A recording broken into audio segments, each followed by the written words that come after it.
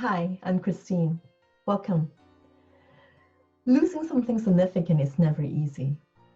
When something or someone we loved is taken away, we experience grief.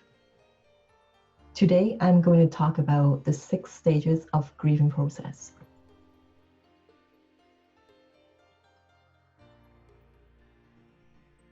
There are different types of loss. Even little kids experience loss too.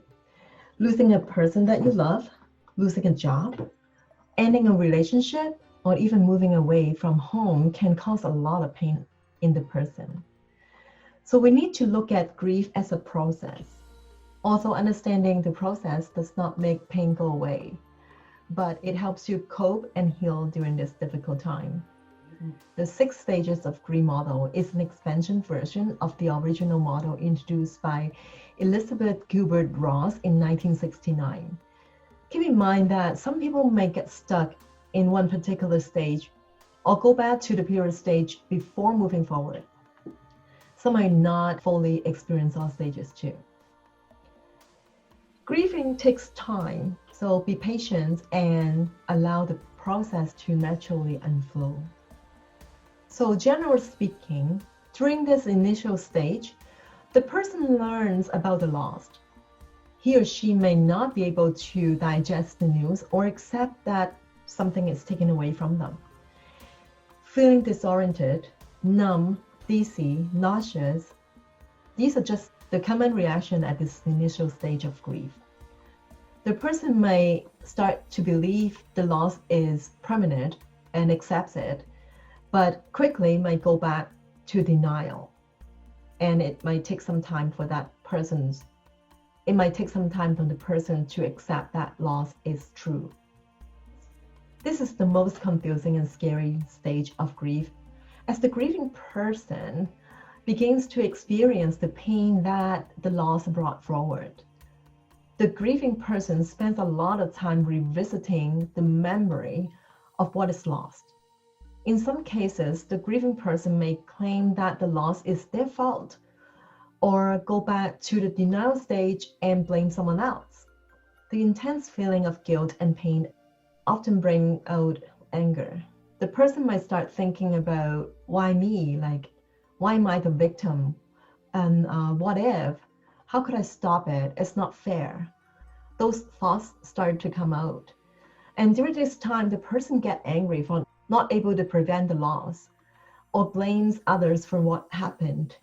It is hard to think logically during this stage. The grieving person may also get angry to those who may or may not be responsible for the loss, including the person who is gone. So, bargaining. In this stage, the grieving person tries to turn the situation around by making promises or bargaining with the other party. One of them might promise to change because he or she wants to get the other person back. It's common to see the person goes back to the anger stage if the bargaining doesn't work. So be aware of the consequence if the grieving person lingers between the anger and bargaining stage for too long, because self-harm and violence often happen during this stage if the grieving person couldn't get what they want. Depression and sorrow. Some might say this is the most painful stage because the grieving person comes to the point that accepting the loss is real. Deep level of sadness take over the grieving person's life. The symptoms of this stage are very similar to clinical depression. They don't feel like seeing anybody. They may isolate themselves, not going out, not eating, not sleeping well, cries a lot. So those are the clinical depression symptoms. Most people want to be alone during this stage, and sometimes they may use drugs and alcohol to numb the pain. And some might choose to spend more time at work. Some might start being more outgoing and seeing more people and pretending that they are okay and they're happy, nothing had happened. As painful as it sounds, some people have difficulties moving beyond this stage of grief, or subconsciously they feel better being in this stage because this is the only link between them and what is lost. They don't want to separate themselves with the loss yet. They're not ready.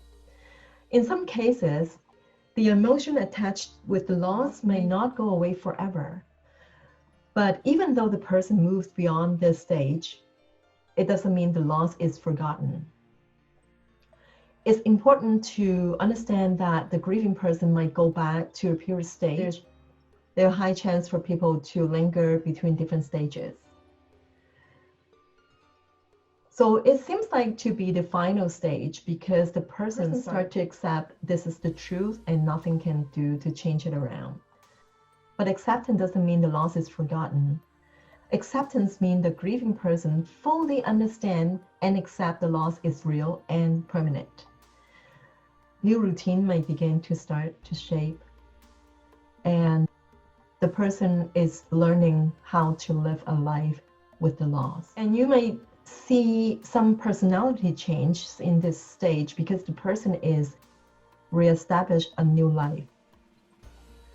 Again, it is normal to see that grieving process going back and forth and return to stage before, especially when the loss is still fresh.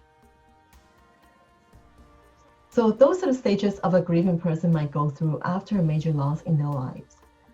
Grief is very subjective and personal. There's no right and wrong way to experience grief, and it's not up to us to judge how long the process is going to be. And again, there is no right or wrong way to grieve. Going through pain alone can be extremely difficult. Although the person might not want to get help, knowing there's always help out there, it will help the grieving person go through the process with some support. Well, thank you for joining me. If you're new here, my name is Christine Chung. I am a personal development and relationship coach at the Qualia Hub. This video is created with one goal in mind, is to inspire and empower people like you so you can create a better version of you. Because seeing people strive is my passion. So if you have not subscribed, please do so. And hit the bell so you will get notified when the next video comes out. Thank you, and I'll see you next time.